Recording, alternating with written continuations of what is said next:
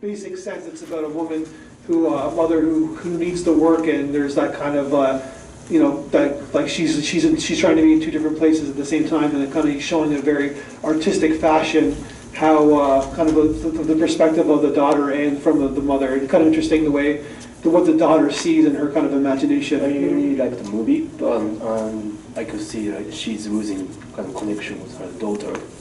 But I'm just wondering, does the mother represent something more rather than the relationship between her and her child? Like, certainly she's working so hard and she's being consumed. But her presence itself, does it represent something else? I just wonder. Some piece of abstract art to me. The part where I did not got the intention was the red dress, especially who wore that red dress.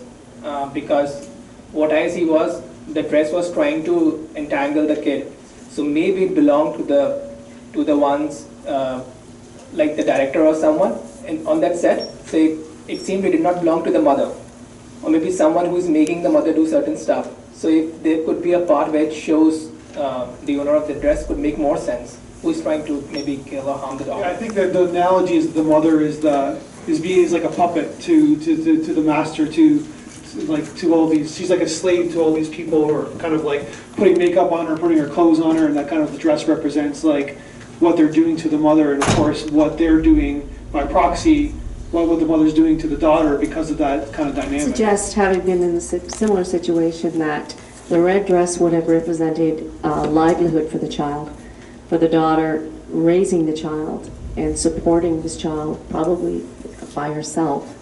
And that red dress is, like I said, livelihood and upbringing for the child. So not always positive, not always rosy, but necessary. I really like the artistic direction of the film. I like that it really said so much and told the story without ever having any dialogue or say anything at all. I thought there was really a message conveyed there in the neglect that the child felt. It was really portrayed very well, and there was no dialogue at all, so I thought it was cool. I just had a question.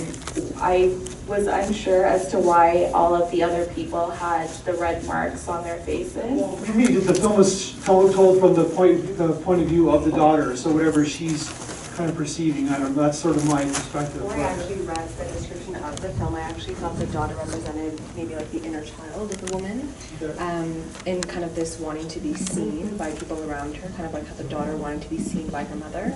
And I thought that because towards the end, they're sort of both being entangled by a red string. So I thought that sort of represented maybe that they're both being trapped by something larger than themselves. And you can see the tension of the mother wanting to be seen or sort of be more than what she's being represented as by the people around her in her industry, or so to speak.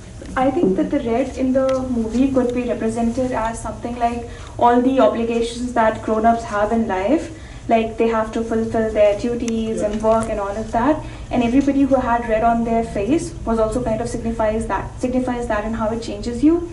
And as a kid, as the girl, that's somebody new in the profession or in the world, so that person gets enticed by the red, by the unknown, by a good future, but that also comes to later on like entangle her, and she is eventually saved by her mother. So it's like as we progress through life, there's a glamour in work life or in being a grown-up, but it comes at a cost, and it's good to have somebody take care of you as a child or as a person when your duties or your obligations are shared or taken care of. I definitely agree with that, being the red that was entangling her and sort of like maybe it's representing the industry that her mother was in, and that how she was like sort of destined to get into the same industry, or like even be entangled by like the things in that industry, because at the same time she was being entangled in the dance, her mother, and she like being bound, or like the woman was, and like I found it interesting,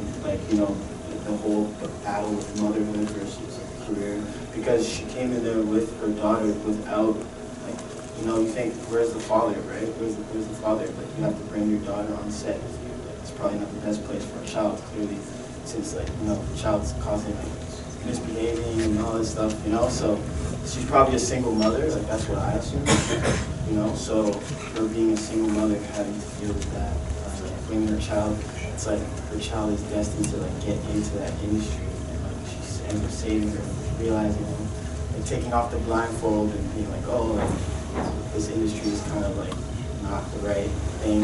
I need to be a mother first. This to me doesn't sound too far off from something, you know, a lot of women I know my age, that this is still a generational thing where she doesn't look, she's doing what she has to do, in that she's, you know, getting her child to sit down and having to balance everything.